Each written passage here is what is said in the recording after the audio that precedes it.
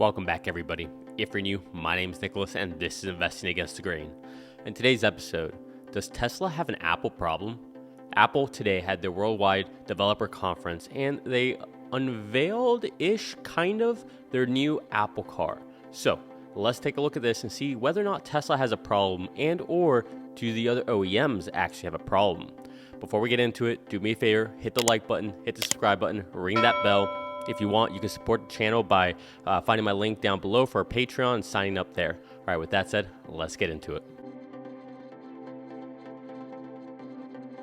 Before we get into the Apple news, let's talk about Tesla stock today. So today we had a kind of decent day, maybe. We closed up 1.6%. So although it wasn't as high as we were earlier in the day, we did close in the green, and I guess we can at least take that as a win for the day for starting off the week, especially after what we saw on Friday. I mean, unfortunately, this is the way it goes. We go down 10% one day, and then it takes us about 2 to 3 weeks to go back up to where we were, about 1% a day is what it seems like. So nevertheless, let's not just forget or dismiss the fact that today was a green day. We'll take them when we can get them, and hopefully we have more of them to come in the future, hopefully in the near term. One other thing before we get into the Apple news, don't forget, Friday CPI data comes out. That's going to be a very big deal. This is something that can send markets going up or down. So we'll have to keep an eye out for that, and of course, I'll be on here to cover it as well. All right, let's talk about Apple today. So today, Apple unveiled their new version of Apple Car. So essentially what they have already in many vehicles that you can go in and you can essentially take the interface from your phone and essentially have it in the car, right, for the infotainment center and everything. So here you can see a updated version of what this could look like or will look like from Apple, set to come out towards the end of next year, so towards the end of 2023. Interesting that they're announcing it now. But what's interesting is that if you look at this, like at first glance, like I was looking at it and I thought, well, that's kind of cool, right? You can make the speedometer and the RPMs and all that, the gas meter, everything, right? We can customize it. You can make it look like old school dials, new school dials.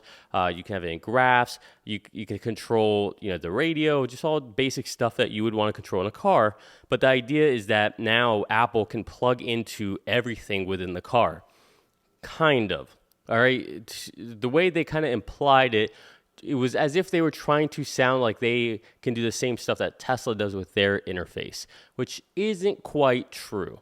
All right, with Tesla, everything's extremely integrated. It's very vertically integrated. The hardware, everything, right? I mean, they can do things like take logs all the way down to the lumbar support in your chair, right? You're not going to be able to get logs and all the rich data for the car manufacturer. You're not going to be able to get all of that as intuitively as you would with a Tesla and their interface. Now, it doesn't mean it's not possible, especially since Apple claims they're working with the OEMs. But this would mean that the OEMs have to really step it up when it comes to the hardware in the vehicle, especially with all of the sensors and the data that we would need to really make some good decisions on how to iterate on the vehicle itself. The problem that I see is that why would Apple care about that? Apple doesn't really care about that. So that's one thing just to keep in mind.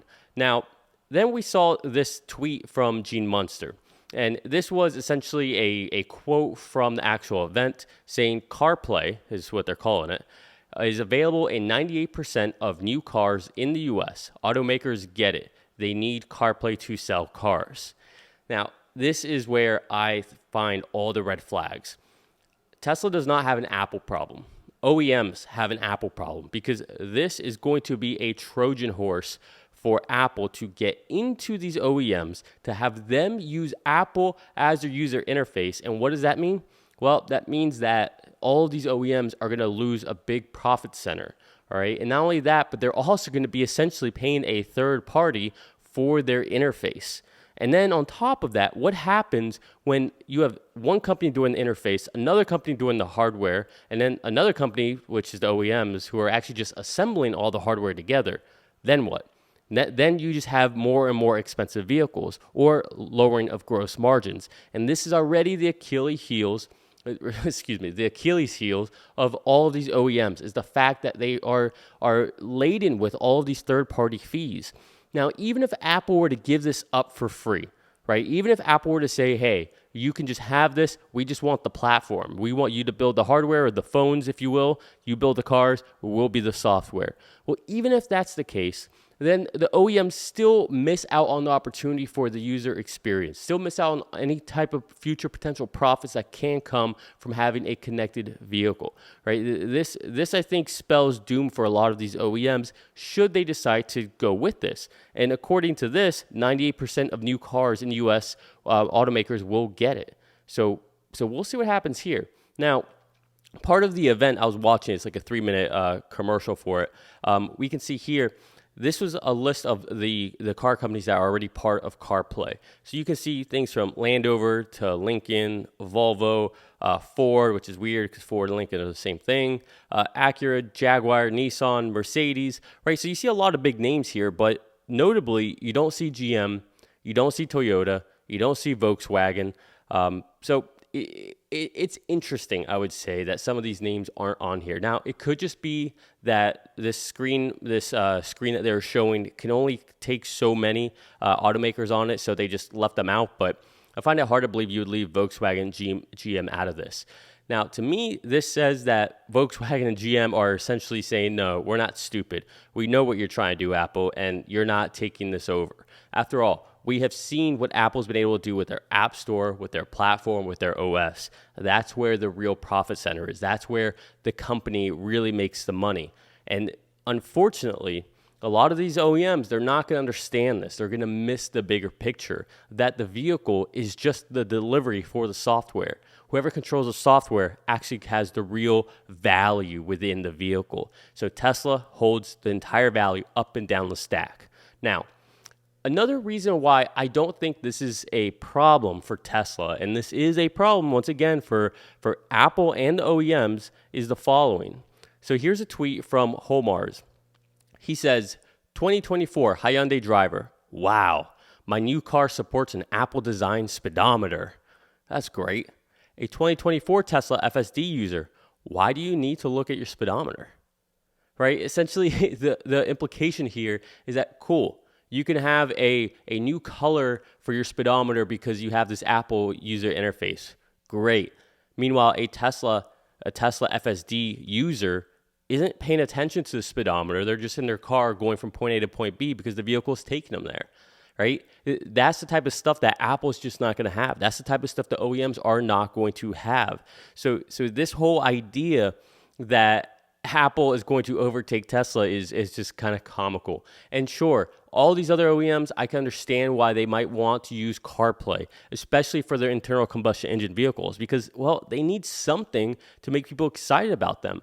Everybody's excited about electric vehicles right now. Soon, everybody will be excited about full self-driving. So what are these ICE manufacturers going to do with all these vehicles? Well, they slap on CarPlay, and all of a sudden now their vehicle looks new, feels new, and everybody thinks that they have an iPhone for a vehicle. Homars was also on a roll today. He had this tweet as well, so I figured I would share it.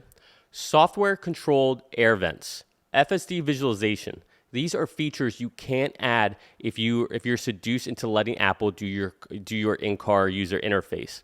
Makes it tough to innovate or differentiate your offerings. Hands a profit center to Apple. Smart move for Apple, or by Apple.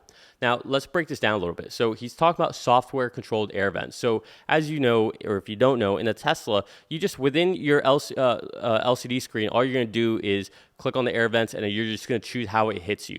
You don't actually see the air vents or anything. It just happens, right? It's all kind of hidden. It's beautiful. But with traditional OEMs and the vehicles, even to this day, I mean, a lot of these companies, yes, they're mimicking Tesla when it comes to door handles, but that's pretty much it, right? They're not doing things like this with the air vents. But with their air vents, they're physical pieces of plastic, right? So that's not something that they can just do because, well, guess what?